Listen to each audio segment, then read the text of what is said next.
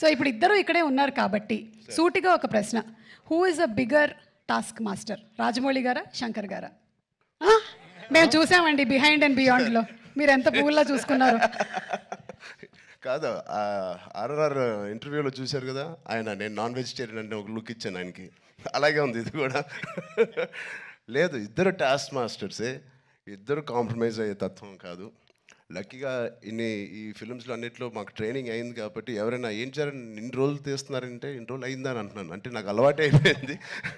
So but total ఇద్దరితో beautiful similarities ఉన్నాయండి, which is filmmaking is completely different, but behind the screens they both are really motivators for and they give so much of abundance of ఒక అవకాశం ఇస్తారు మీకు perform చేయడానికి.